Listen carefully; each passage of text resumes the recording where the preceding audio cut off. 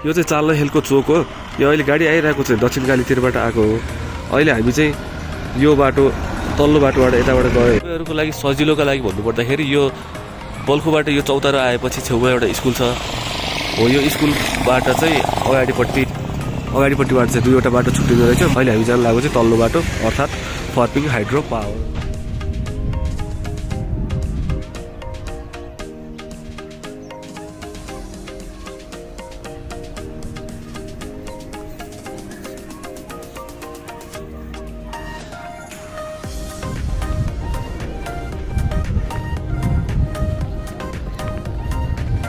यो चाहिँ फर्पिङको hydro power हो।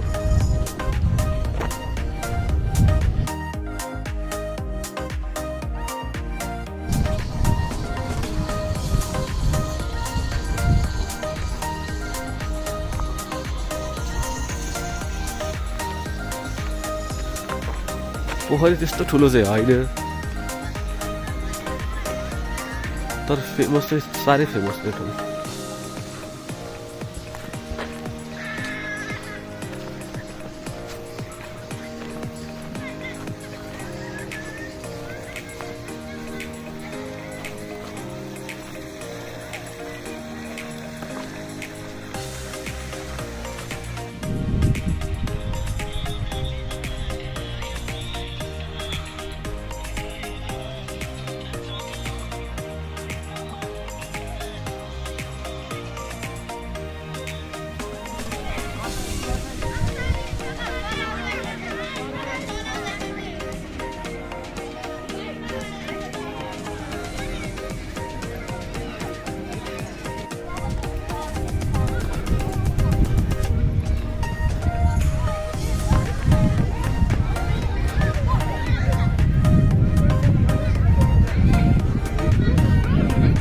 सतीदेवी माध्यमिक विद्यालय रहेछ छेउमा।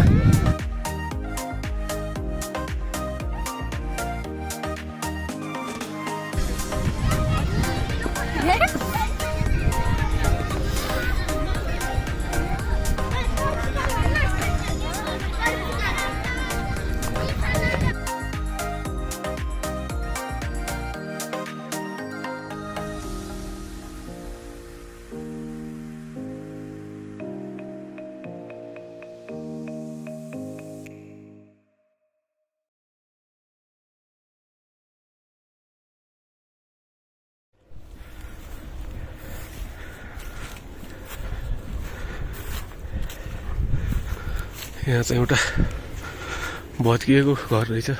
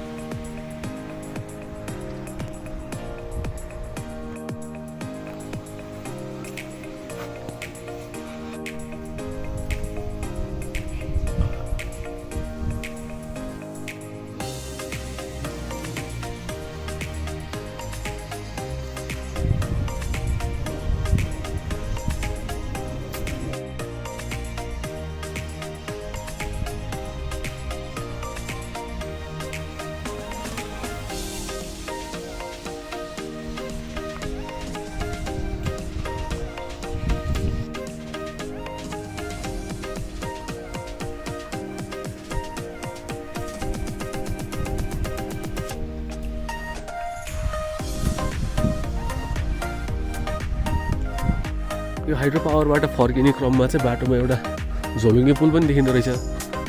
अब म त्यो झोलुङ्गे पुलतिर जाँदैछु।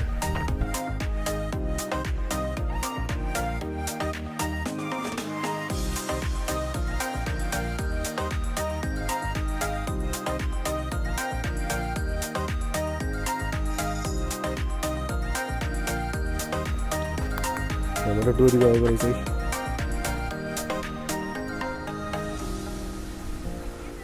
झोलुङ्गे पुल चाहिँ यहाँ देख्न सकिन्छ। ओके लेट्स जाउँ।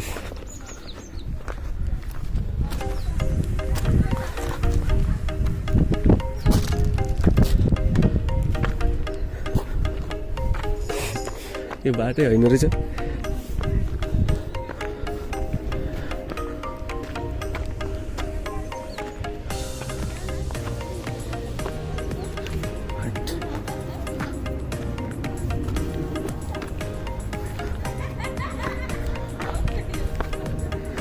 यतापट्टि रहेछ ल।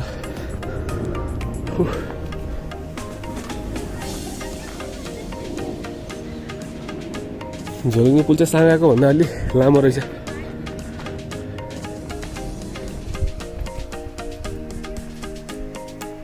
पुल क्रस गर्नु पर्यो नि त अब।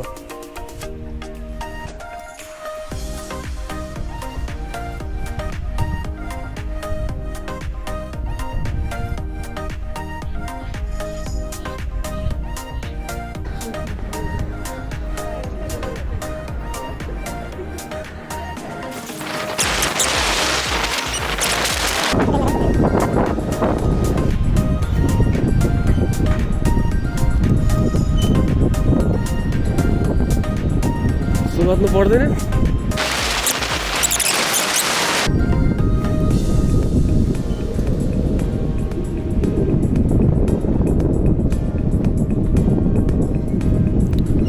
बिचमा बसेर हेर्नुभन्दा पारी नै गएर हेरेको राम्रो।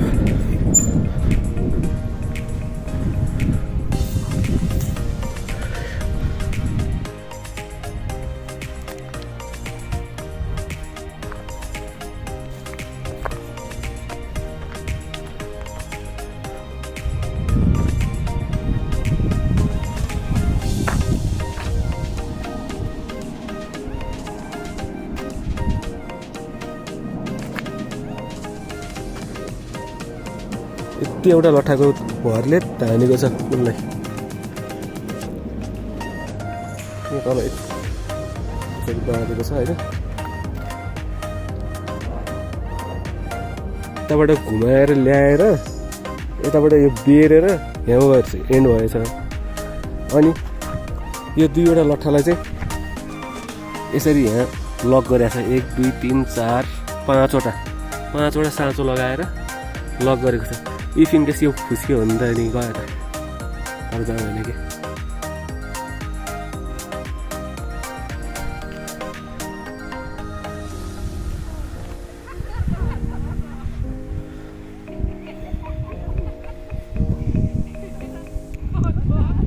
सुनसान छ यो पुल तरेर आउने चाहिँ कता हो? केही पनि छैन त्यता।